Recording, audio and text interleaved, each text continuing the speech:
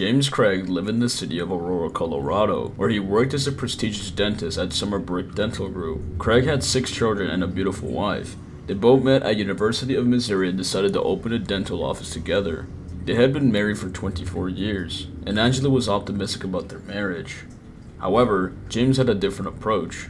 Despite having 6 children and a business with Angela, he decided to purposely hurt her emotions due to his failure to keep his business afloat. Angela, on the other hand, had a different insight and was emotionally intelligent. Before she died, she was described as humorous and witty, and a habit of giving presents to those around, especially her children. She was even a nurse with a bachelor's degree and fulfilled different positions like a choir director, worked at a daycare, a youth organizer, and a family history consultant. She was the kind of woman to uplift any kind of negativity.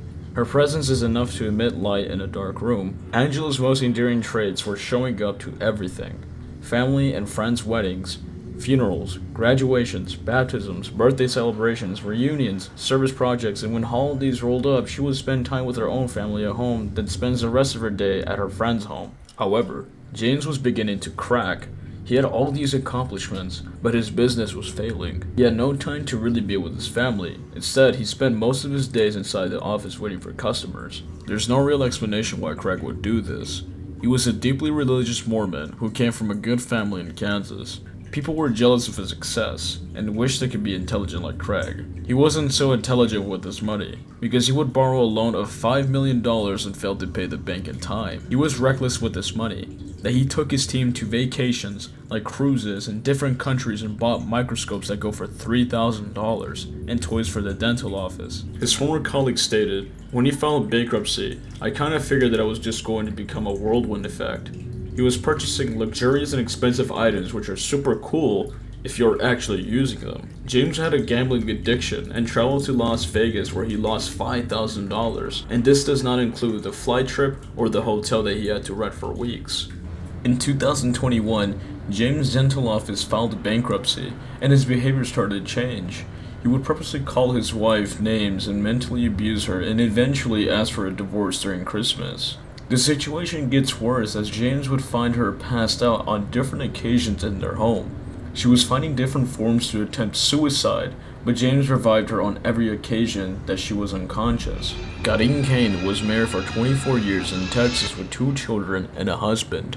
A search warrant was conducted on James' laptop and found James had been flirting with Garin for months. Police even found porn videos in his laptop, and police were questioning family members and had stories and told that he had a major porn addiction even while married. A smiling can easily be a good sign of character. However, it can be also a form of deception, and many people would not seek further but to accept what a smile is. Angela's social media was filled with joy, and she was just an outgoing person. They would visit South Africa, England, Orlando, New York, but would spend months in these places despite the amount of crippling debt that he was in. In her Facebook, the earliest picture you can find is in January 2009, is actually a foreshadowing for the family's breakup. They would frequently go camping and have family gatherings on the outskirts of Denver and the Grand Canyon. All these pictures have something in common. They all smile. However, in December 2017 was the last post Angela posted until December the 5th, 2020, where all of a sudden she starts posting again. Angela most likely heard the news that James couldn't pay his loans anymore and went bankrupt, and this post acts like a coping mechanism. She was finally explained to by her husband the amount of money he had borrowed from the bank, and her anxiety levels went through the roof.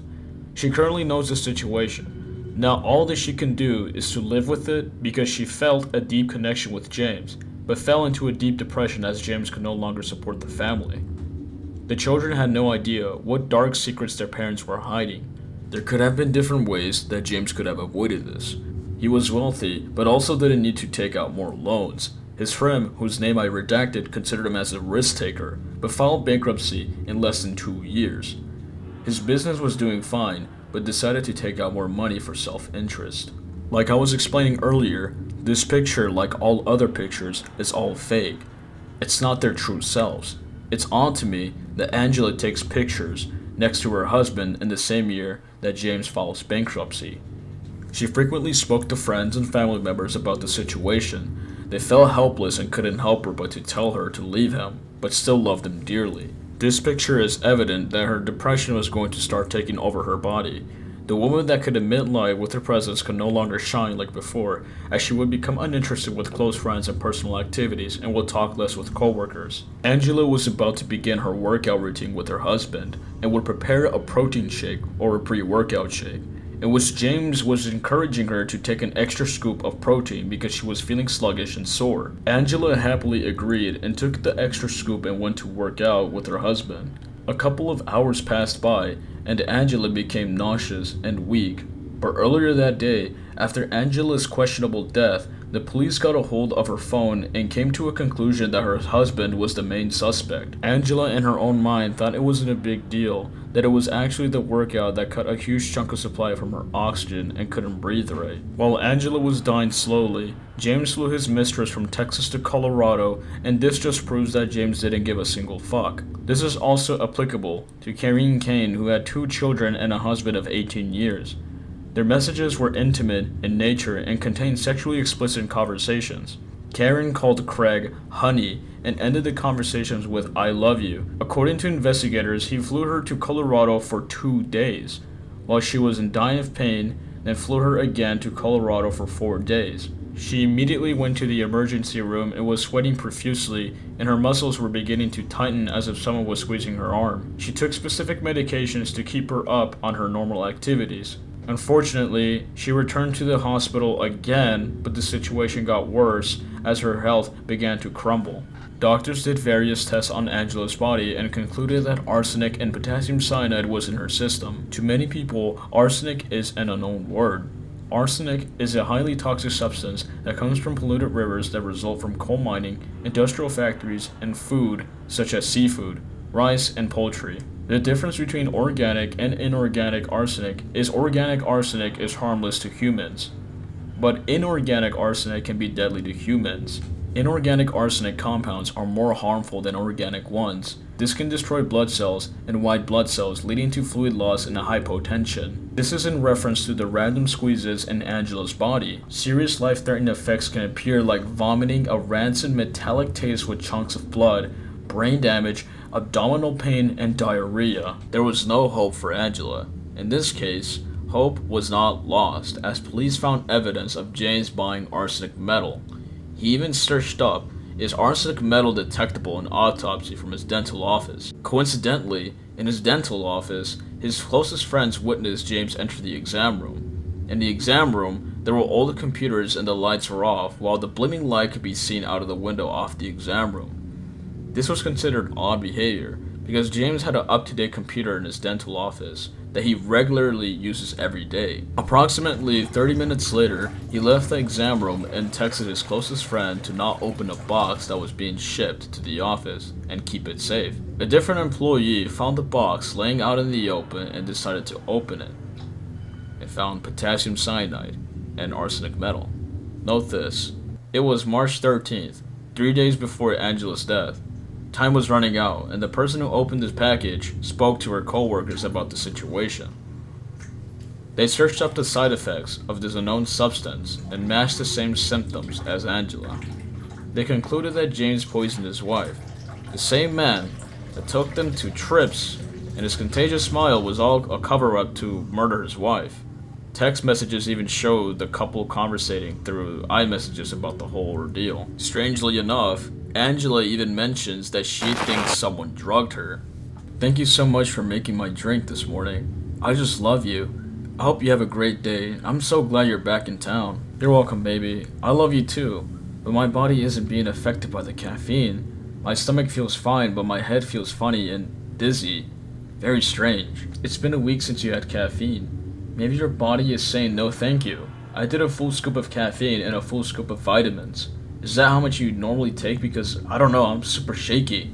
The next part of the conversation was James pretending to skip work to see his sick wife, and instead of going to the hospital, he tells her to check her blood pressure and lie down. Are you nauseous? No, I feel drugged. Given our history, I know that must be triggering. Just for the record, I didn't drug you. I'm super worried though. You really looked pale before I left, even your lips. Anybody with police experience can catch this part here. Just for the record, I didn't drug you. in this sentence with this sentence, it doesn't correlate right. Angela never accused of James of anything and recklessly says, "I didn't drug you." Not everyone can catch this, especially Angela. Her husband is a saint in her eyes and blighted by love. For the next week, James would plant a seed in Angela's head that she was okay, and she was worrying way too much. However, his text messages says otherwise. "I woke up thinking about you again. I just love you so much. Are you sleeping? Morning, baby. How was your night? Any crazy episodes? How are you doing? Your tiredness is kicking in again?" It is. My head hurts really bad, and I'm not allowed to sleep without an oxygen mask. Oh wow, that's new. Nausea? I'm okay, I think. I ordered cream for Weeth. How's your blood pressure and heart rate? My blood pressure was really low this morning, and my heart rate is 106. I bet. Have you been able to sleep much? My cardiologist thinks I'm some kind of puzzle. I'm shocked. So what's next? He said he's going to check on me tomorrow, but also said Dr. King is supposed to be by tomorrow. Now I'm so hungry. Besides being hungry, how are you feeling? James was putting on a mask for his good guy persona just in case if he did get caught, the judge could probably take his side that he was a good guy and didn't kill his wife. The reason why he was doing this was to start a new life, but this is not how you start a new life. The last few messages was James walking Angela to her grave. The messages speak for itself. On the very end of the conversation, Angela dies, and the police were on it.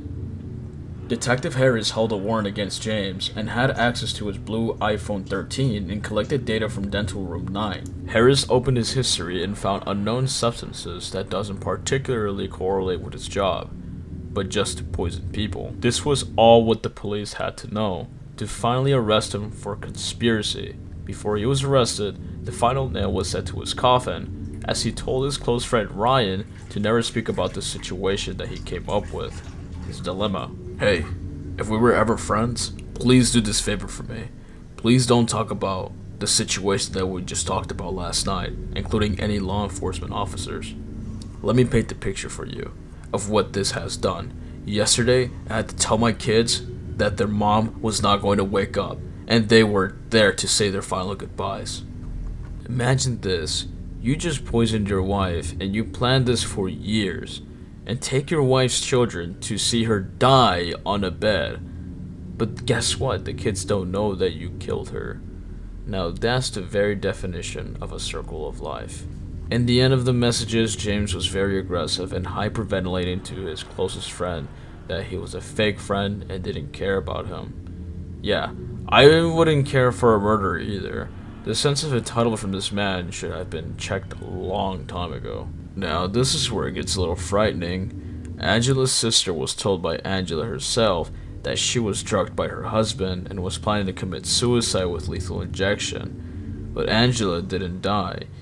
Instead, she went to the hospital and died in the hands of her husband. Now, let me quickly throw out my opinion. I understand that the family is no longer intact, but this is really James' fault due to his reckless behavior. The family really lost its foundation ever since James was taking everyone to trips, including his co-workers, even though throughout the years business could be slow and wouldn't make much money to take everyone to trips. And to conclude this video, James Craig is still waiting for his sentence, and for Angela's family, they couldn't believe the news. The man supposedly perfect for Angela was really a narcissistic, entitled man. My name is Dr. Jim Craig, and I practice at Summerbrook Dental Group. I went to dental school at the University of Missouri at Kansas City from 2002 to 2006. I also taught dental classes at that same university for 3 years. And immediately afterward, I came out to this practice, and I've been practicing here since 2006. My approach to dentistry begins with sincerely listening to the patient and wanting to find out more about where they're coming from and what they're looking for and what they want. I also have a very strong philosophy that a happy team makes happy patients. And we have such a wonderful team here at Summerbrook. There's really no weak links. And I love hearing patients talk to me about how the positive interactions with my staff have affected their comfort level at the office. That's one of the hallmarks of Summerbrook Dental, is that we try to be happy here.